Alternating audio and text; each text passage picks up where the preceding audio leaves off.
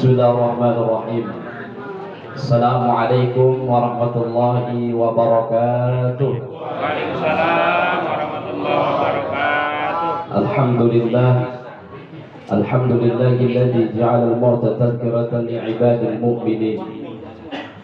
Asyhadu an la ilaha illallah wa asyhadu anna Muhammadan 'abduhu wa rasuluhu shallallahu alaihi wasallam.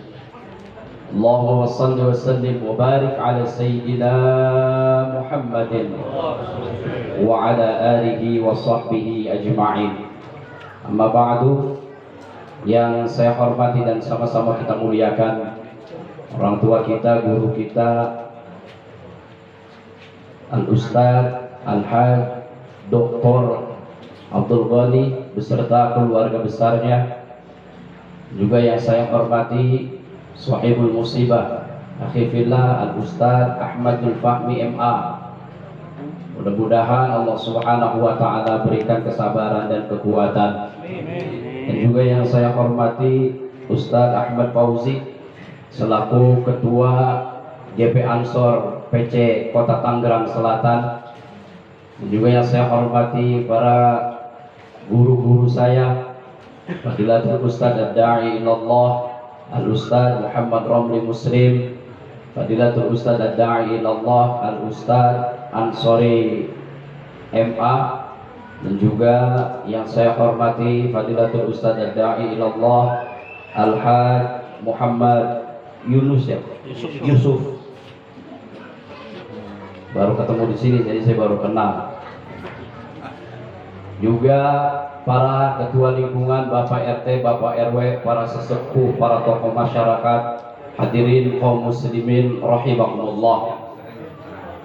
Alhamdulillah, pada malam hari ini kita bisa menghadiri malam ketiga daripada wafatnya almarhumah Samih Puspawati binti Sanim, istri daripada Al-Ustaz Dzulfahmi. Mudah-mudahan Allah Subhanahu wa Ta'ala ampuni segala dosa dan kesalahannya. Allah terima iman dan Islamnya. Allah jadikan kuburnya rawdah min riyadil jannah. Dan mudah-mudahan Allah Subhanahu wa Ta'ala izinkan untuk masuk ke dalam surganya Allah Subhanahu wa Ta'ala. Salawat dan salam semoga tetap tercurah kepada Nabi besar kita Muhammad sallallahu alaihi wasallam wa alihi wa ala alihi, yang telah membawa umatnya alladzi qad akhrajan nas minadh dhulumati ilan nur. Bapak-bapak hadirin kaum muslimin rahimakumullah. Sekarang waktu menunjukkan jam 5:30. Nah itu Ya benar. di situ jam 5:30. Maghrib juga belum ini. Kita sepakati dulu dan nih, sekarang jam 9 kurang 10 menit. Kira-kira sampai jam berapa nih kita nih? 12. Memang pamil nih, 12.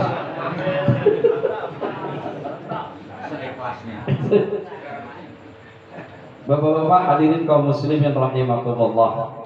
Kalau dulu kita ngaji itu, guru-guru kita suka nyampein bahwa ada 3 hal yang memang sudah dijamin oleh Allah Subhanahu wa Ta'ala sejak zaman azali sampai saat ini. Yang pertama yaitu rizki, Pak. Rizki udah dijamin tuh oleh Allah Subhanahu wa Ta'ala. Yang kedua adalah jodoh. Yang ketiga maut udah dijamin oleh Allah Subhanahu wa Ta'ala. Rizki sudah dijamin oleh Allah Subhanahu wa Ta'ala. Tinggal proses pencariannya untuk mendapatkan rizki yang Allah berikan itu beda-beda. Betul. Ada yang rizkinya ta'awud. A'udzubillahi minasyaitonirrajim. Baru begitu doang udah kebayang 5 juta. Benar. Gimana itu? Lu kori-kori nasional baru begitu doang. Beda. Yang kedua jodoh, udah Allah jamin tuh. Kita nih suka salah paham. Kita bilang kalau jodoh itu nama kita udah ditulis oleh Allah Subhanahu wa Ta'ala. Enggak, Pak. Yang dikatakan jodoh itu bukan artinya nama kita sudah ditulis. Misalnya saya nama Jalaluddin sudah beristri, ditentukan nama istrinya, bukan begitu, Pak. Yang katanya jodoh itu telah diatur oleh Allah Subhanahu wa Ta'ala, ditentukan oleh Allah Subhanahu wa Ta'ala, laki-laki berjodoh dengan perempuan. Maka siapapun orangnya, kalau dia laki-laki nikah sama perempuan, itu sudah menjalani kodratullah. Maka kalau ada laki-laki demen sama laki-laki menyalahi kodratullah, itu salah. Jadi kalau laki-laki nikah sama perempuan, mau siapa aja namanya, mau suku apa aja, itu namanya memang sudah ditentukan oleh Allah Subhanahu wa taala sebagaimana siang berjodoh dengan. Barulah yang ketiga yang Allah sudah tentukan adalah kematian. Maka dari itu ayat Al-Qur'annya jelas, sama-sama kita sudah hafal. Kullu nafsin dha'iqatul, semua yang bernyawa atau semua yang hidup itu pasti tanpa terkecuali akan mengalami yang namanya kematian. Betul? Betul. Siapa aja dia, di mana aja pun keberadaannya, pasti dia akan mengalami yang namanya kematian, kecuali Allah Subhanahu. Kita dulu suka dengar tuh kayak Zainul MZ kalau ceramah tuh, semua pasti akan mati. Presiden mati, menteri mati, gubernur mati, wali kota mati, camat, lurah, RW,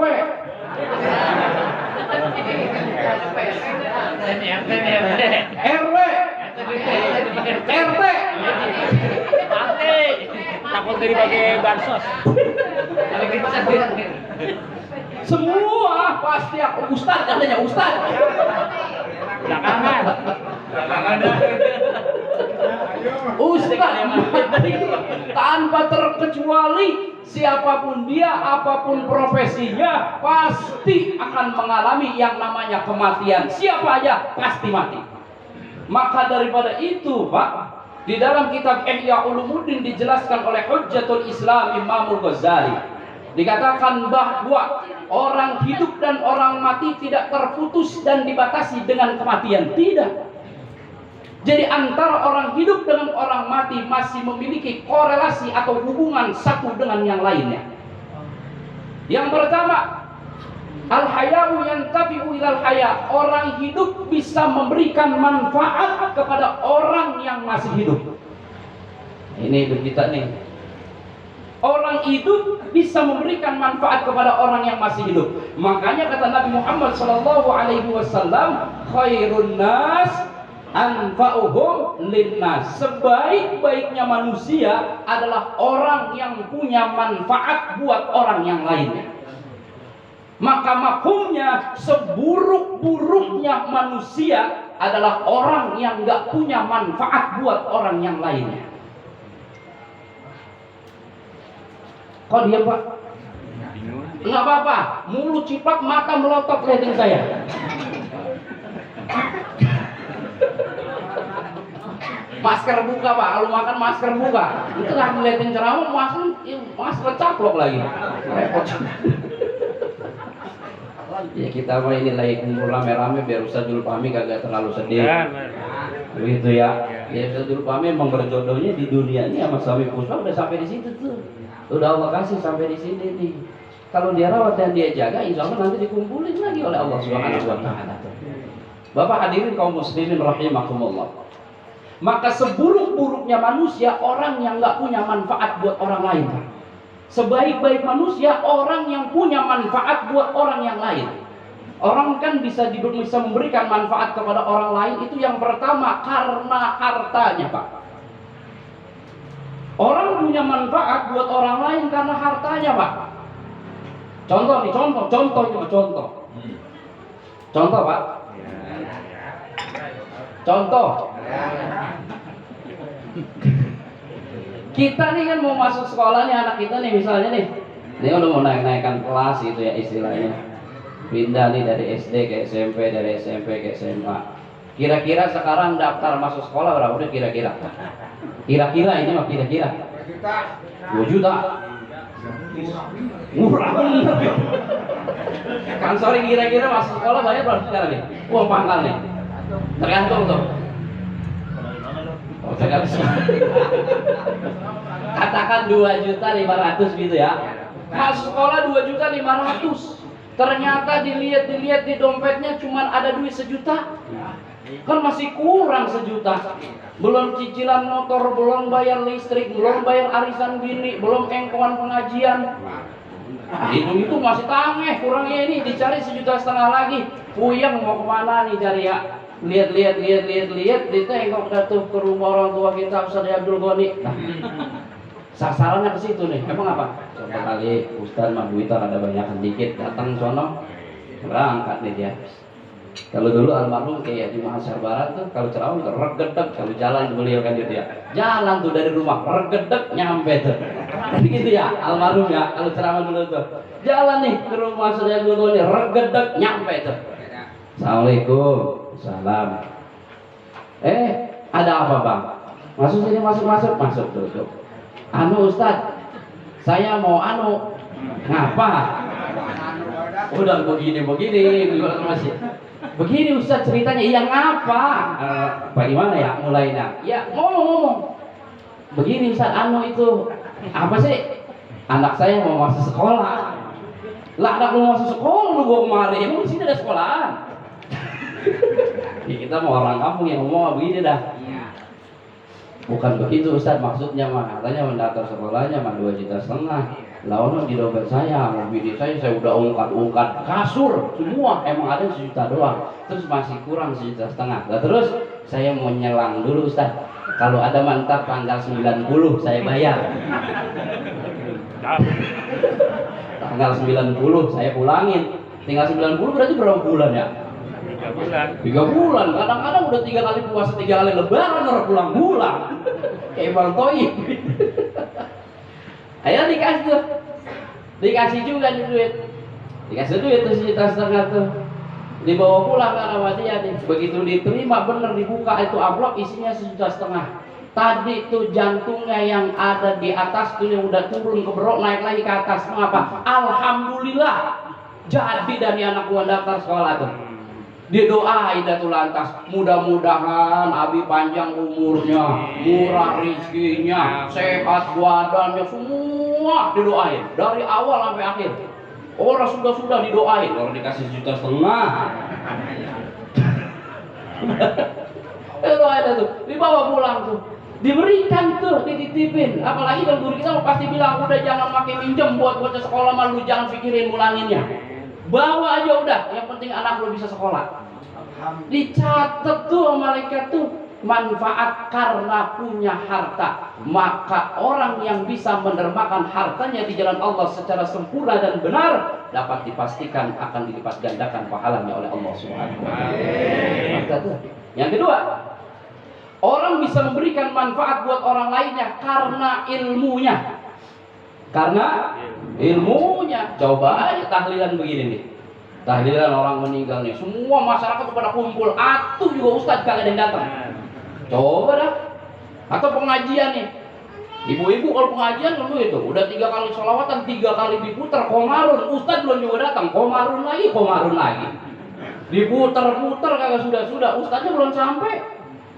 Sama di tahlilan kayak begini kita biasa mulai jam 8 nih tahlilkannya, 8:30 Ustadz belum juga ada yang datang. Bingung tuan rumah udah lari sono, longok sini, longok situ. Dia telepon Ustaz, duluan lah datang kemari. Emang Ustaz lagi di mana? Saya lagi di perjalanan. Emang apa? Belum ada orang ini. Padahal orang udah banyak banget. Tapi dikata belum ada. Duluan Ustaz. Ya udah ntar saya ke sono. Begitu jam 8:30 lewat 10 menit, Ustaz nyampe. Tuan rumah kira-kira bagaimana tuh? Alhamdulillah, akhirnya Ustaz nyampe juga. Datang tuh. Karena ilmunya dicari-cari sama orang. Yang ketiga, orang itu bisa memberikan manfaat buat orang lainnya karena kedudukannya, karena jabatannya, Pak.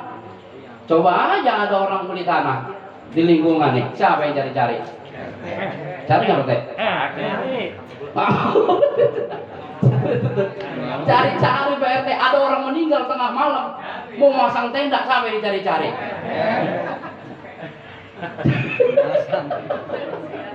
Biar begitu, sebelum urusan naik ke atas, RT duluan yang maju.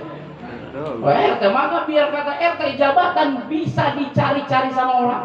Kenapa? Punya jabatan dia bisa dicari-cari sama orang. Maka memanfaatkan jabatan di jalan Allah itu amanat yang harus betul-betul dijaga.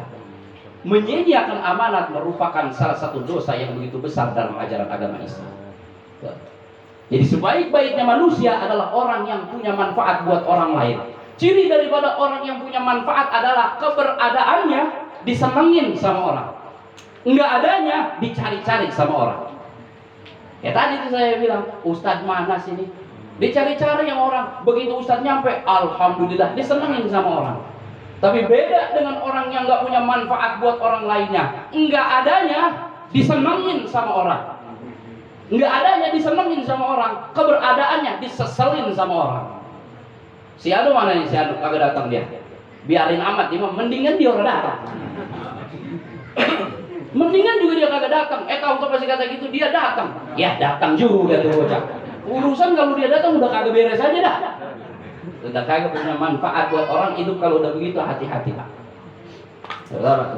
Orang hidup bisa memberikan manfaat kepada orang yang masih hidup. Yang kedua, al-haya'u yantafi'u ilal maut. Orang hidup bisa memberikan manfaat kepada orang yang sudah mati. Orang hidup bisa memberikan manfaat kepada orang yang sudah mati. Ini jelas nih. Hadisnya udah jelas, kita sama-sama apa tuh. Apabila wafat anak Adam maka terputuslah seluruh amalnya kecuali 3 perkara. Yang salah satunya adalah anak yang soleh yang mendoakan ibu Adam. Salah satunya adalah ibu dan bapaknya. Mati ini kita nih. Keluarga kita yang udah mati masih berkaitan dengan kita nih yang masih hidupnya. Orang hidup bisa memberikan manfaat. Seperti apa? Seperti sekarang contohnya nih. Ustadzul Fahmi istrinya telah meninggal, dikumpulin orang kan kagak pakai diundang pada datang. Pada baca Yasin, pada baca tahlil, doa, munajat kepada Allah Subhanahu wa taala. Sampaikah? Saya yakin keyakinan saya sampai. Saya yakin dengan keyakinan saya sampai. Kalau yang punya keyakinan nggak sampai, jangan kutak-katik. Yang punya keyakinan sampai, selesai. Cukup udah sampai situ, jangan pada ribut masalah sampai apa nggak sampai. Kita belum pernah ngalamin mati sih. Bener gak? Yang punya keyakinan begitu nih orang keluarganya ada yang meninggal, ada yang datang tahlil, ada yang datang zikir, ada yang datang baca Yasin, silahkan yang punya keyakinan begitu. Yang nggak punya keyakinan, nggak percaya dengan tahlil Yasin orang meninggal, begitu orang tuanya atau saudaranya mati, tutup pintu rumahnya, kunci biar ada yang datang ke rumah. Begitu aja kok. Repot. Sampai nih saya yakin begitu. Kenapa? Saya teringat dalam salah satu kisah di kitab Jami' Karomatul Aulia, Pak. Jami' Karomatul Aulia dijelaskan bahwa ada seorang bajingan yang senang melakukan maksiat kepada Allah Subhanahu wa taala, dimatikan oleh Allah Subhanahu wa taala. Namun beruntungnya sebelum ia diwafatkan oleh Allah Subhanahu wa taala, atas izin Allah punya terbesit di dalam hatinya ingin menikah dengan wanita yang solehah. Bajingan pengen nikah sama wanita yang solehah. Allah punya kuasa, ketemu jodohnya Pak.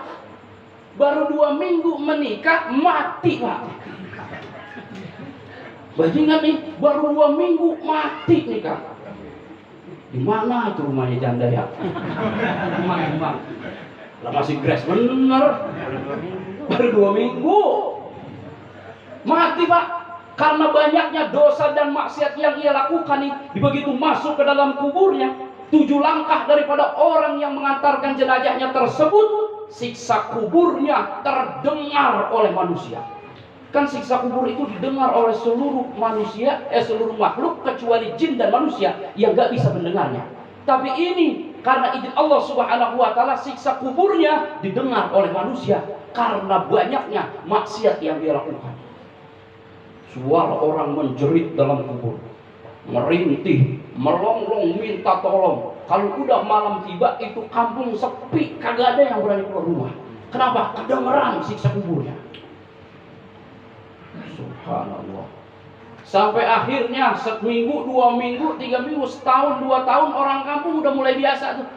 Udah biasa aja dah. Kalau ada orang kampung lain datang nanya, suara apa sih itu? Suara si Fulan lagi disiksa dalam kuburnya.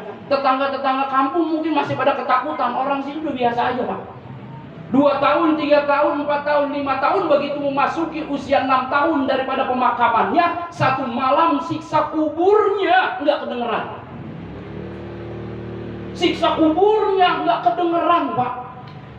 Orang pada bingung nih, tumben-tumbenan nih. Paham kagak tumben? Paham. Ini mah kan muka orang kampung semua. Emang mana yang tampang orang komplek? Kagak ada. Manggil sama papa mama, ayah bunda, tapi ngambil airnya di ketel. Manggil ayah bunda, ngambil airnya di ketel, tentengin sendal jepit. Aduh, kagak bantu nama muka. Orang tua kita dulu panggilan nyawa baba, ambil sama umi. Ya anak bagus-bagus, ini ayah bunda, omah opak. Aduh jauh banget, jauh. Sampai mana tuh? Sisa kubur kedengeran tuh sampai satu malam sisa kuburnya nggak kedengeran nih. Ditelusurin apa yang menyebabkan siksa kubur ini tidak lagi terdengar. Dicari dan ditelusuri. Ternyata Pak, apa yang terjadi? Dari sekian tahun, siksa kubur kedengeran. Setahun, 2 tahun, 3 tahun, 6 tahun daripada pemakamannya. Satu malam siksa kubur si fulan, nggak kembali lagi terdengar siksanya. Ditelusuri dan dicari. Ternyata Pak, apa yang terjadi?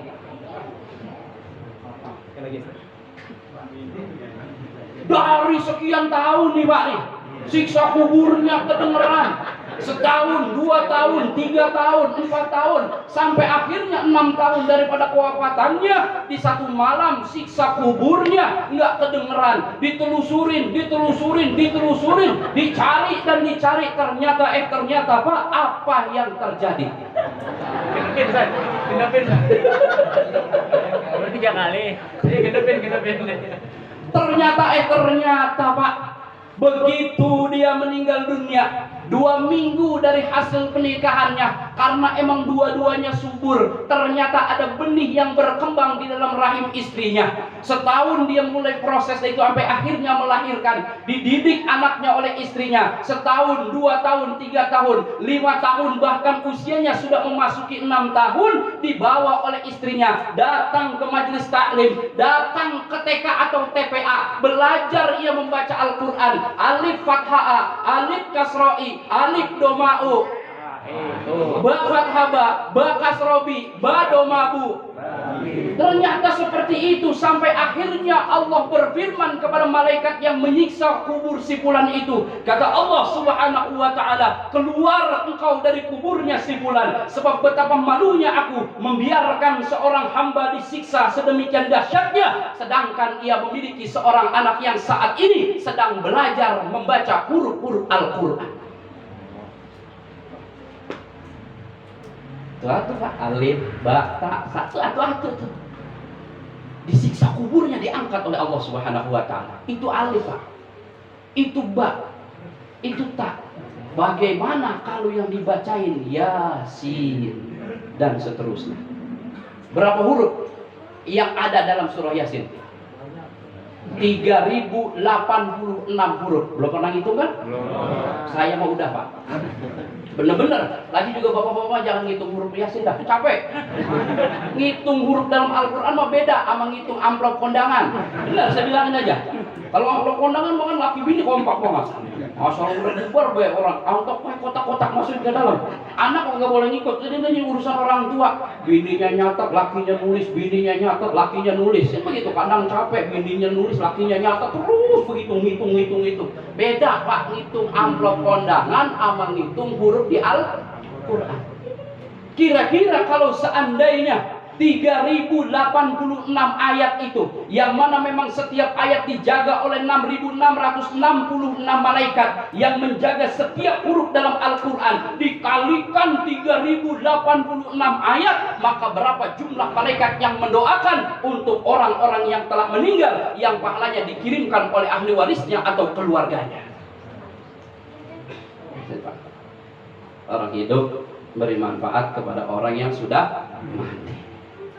Nah itu makanya saya suka ngomong, yang paling penting mah anak kita bisa baca Quran.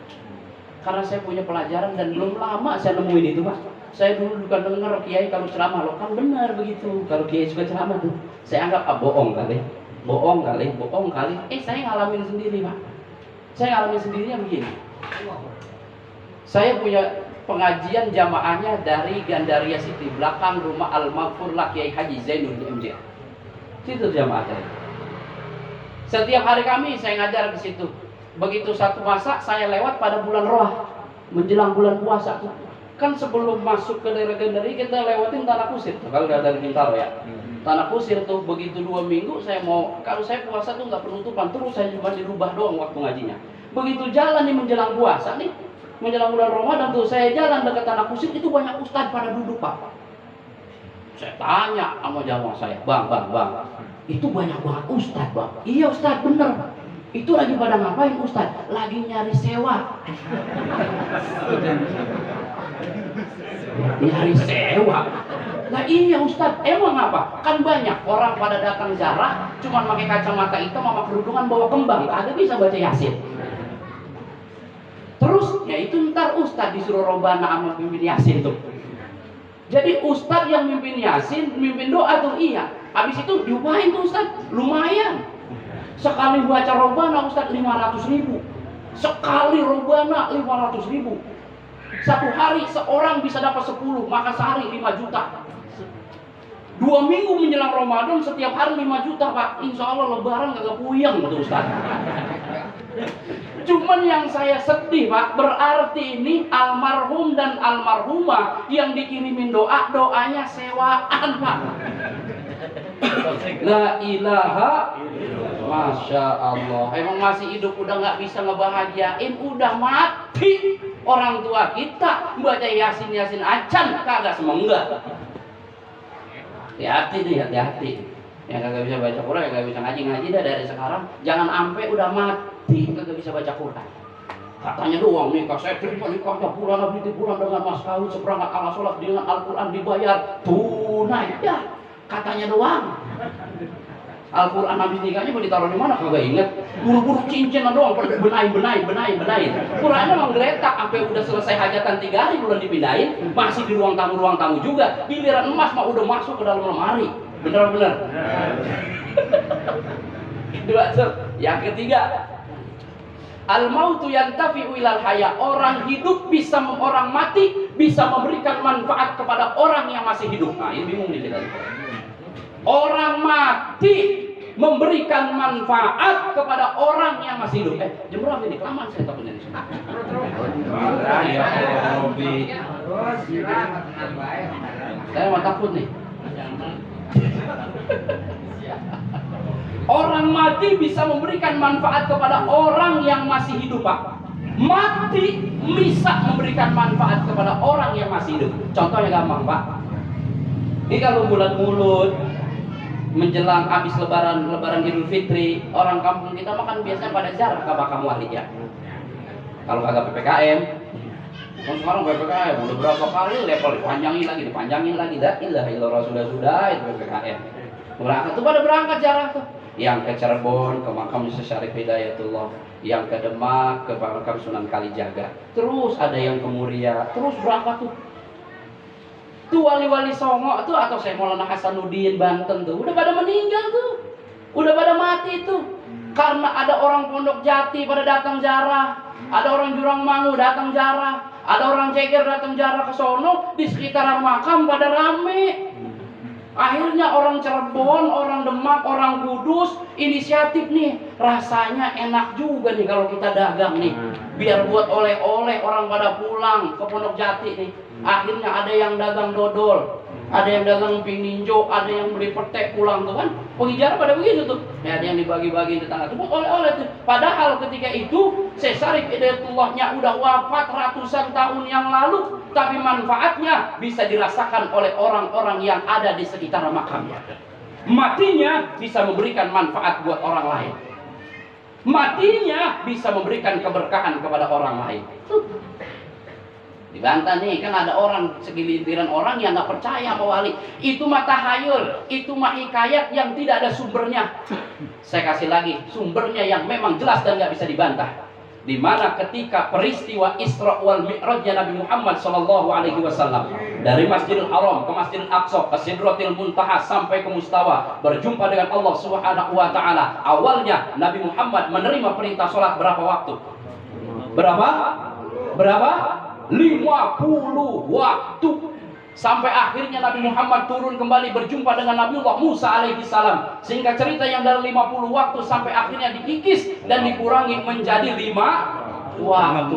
Coba kalau seandainya Nabi Muhammad nggak ketemu dengan Nabi Musa, 50 waktu yang diterima oleh Nabi Muhammad yang wajib disampaikan dan dilaksanakan oleh umatnya, kira-kira kita sanggup apa kagak? 50 waktu Pak, dikasih 5 waktu aja kita sembahyangnya masih sewaktu-waktu.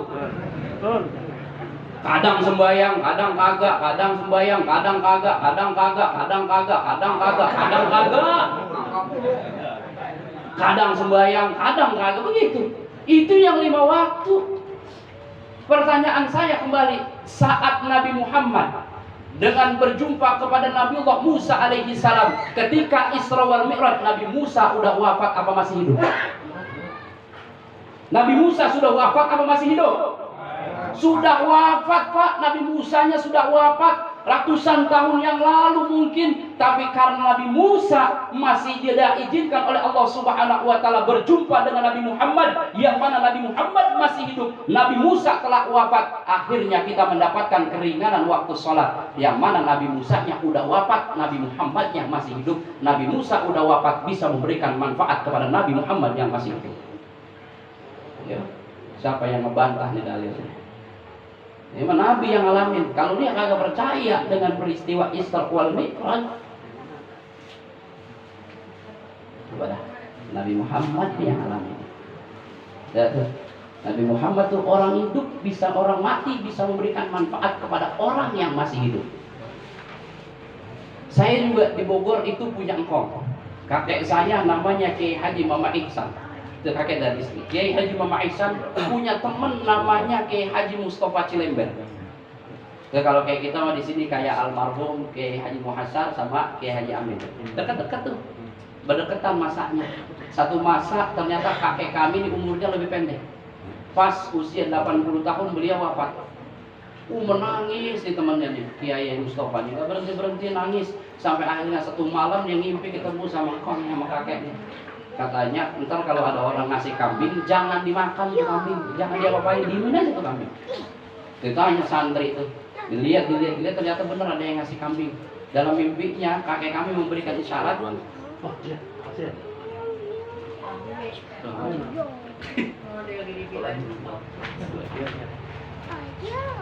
Terusin Pak. Terusin ya, ini kita. Sampai akhirnya benar tuh, kakek kami berpesan tuh dalam mimpi kepada sahabatnya, kalau besok ada yang ngasih kambing jangan dimakan, tapi potong pahanya, pendem di dapur pesantren Pak. Bener nih, paha kambing dipendem, itu di